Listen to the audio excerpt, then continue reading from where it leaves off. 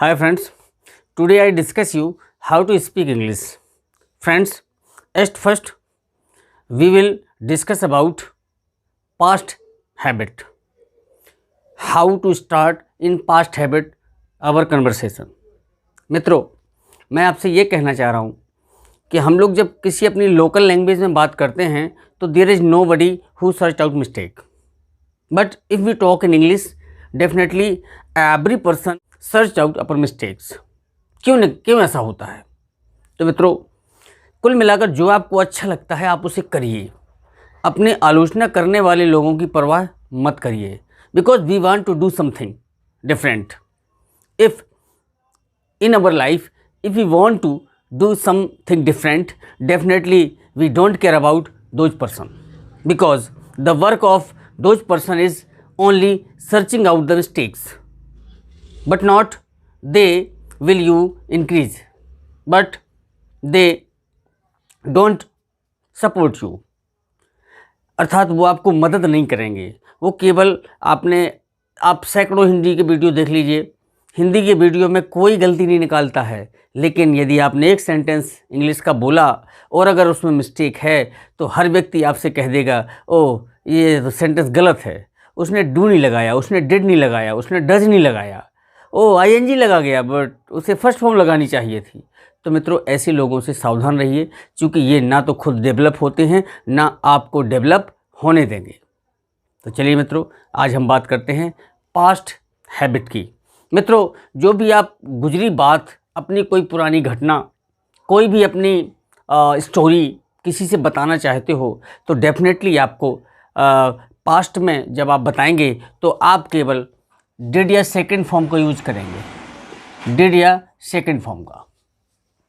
और अगर सेंटेंस में कुछ ऐसा भी कंडीशंस आती हैं जिसमें आपको वाज वर्ब का प्रयोग करना होगा। अब आप कहें कि इसके अंतर्गत हैड भी आता है, तो क्या हम हैड का प्रयोग नहीं करेंगे? तो friends, there is no need to use of had in past habit. कोई आवश्यकता नहीं है, क्योंकि ऐसे तो बहुत ढेर सारी हेल्पिंग वर्ब्स होती हैं जो आपको यूज़ करनी है। But if we are beginners, definitely we should use did या second form was verb, because if we use had is used for position. Suppose I had a pen, मेरे पास एक पेन था, इस प्रकार से अपने पोजीशन के अधिकार कर्तव्य के लिए होता है। तो you can use did also, ठीक है, I did have a pen, you can say it. तो कहने का मतलब, आप इन सहायक क्रियाओं को माइंड में रखते हुए सारी बात को कह सकते हैं। अब मैं देखिए आपको बताता हूं कैसे आपको कहना है।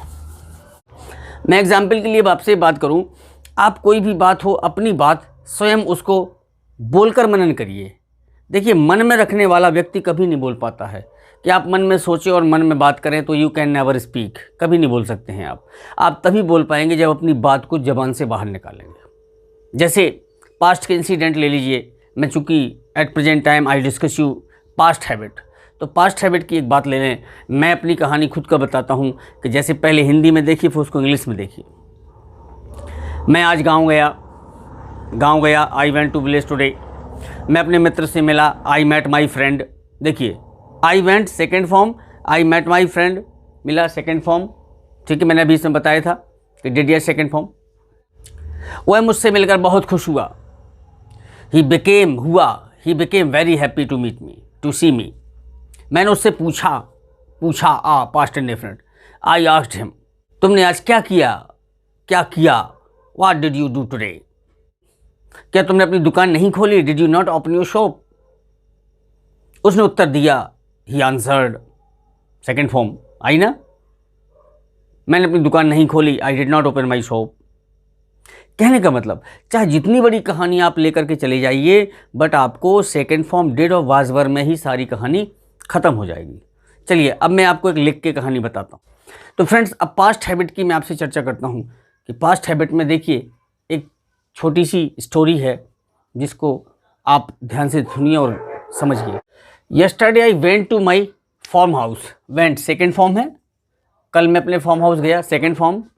आई saw a group of workers, I saw second form है। देखिए, मैंने एक ग्रुप ऑफ वर्कर को देखा, they were working in the field, were आया आईएनजी के साथ रहा था, यानी वो खेत पर काम कर रहे थे। I asked, second form I asked them, मैंने उनसे पूछा। How did you do this work, did आया, आपने यह काम कैसे किया। They said that, said second form आई, उन्होंने कहा दैट की they did it very easily, did से आ गई, डिड डू की डिड सेकेंड फॉर्म है, उन्होंने इसे बड़ी आसानी से किया। I was happy to hear it, मैं बड़ा आवाज़ आया, आई was happy to hear it, मैं खुश था सुन करके, बिकॉज क्योंकि they did not express their difficulties, क्योंकि उन्होंने डिड नॉट आ गया, उन्होंने अपनी समस्याओं को एक्सप्रेस नहीं किया। दे वर हैप्पी, वो खुश थे। इसका मतलब है कितनी भी लंबी आपकी स्टोरी हो, दास्ता हो, आपको सेकंड फॉर्म डिड वाज वर का ही इस्तेमाल करना है मित्रों। आप चाहे जितना अंग्रेजी बोलते चले जाओ, बस आपके पास वर्ड मीनिंग होनी चाहिए। और यदि आप गलत वर्ड का इस्तेमाल भी आपसे हो जाए तो आप उसको फील कर लीजिए कि there is mistake in my sentence but you did not repeat it many times.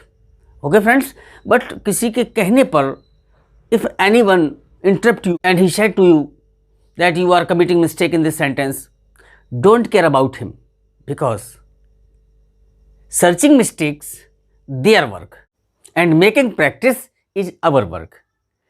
English is a language, it wants practice, so we must practice every day. Either you may practice among the people or you are alone, but make practice continue.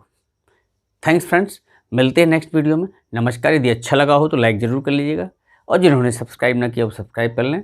मिलते हैं next नई trick लेकर के अंग्रेजी कैसे बोलें। नमस्कार।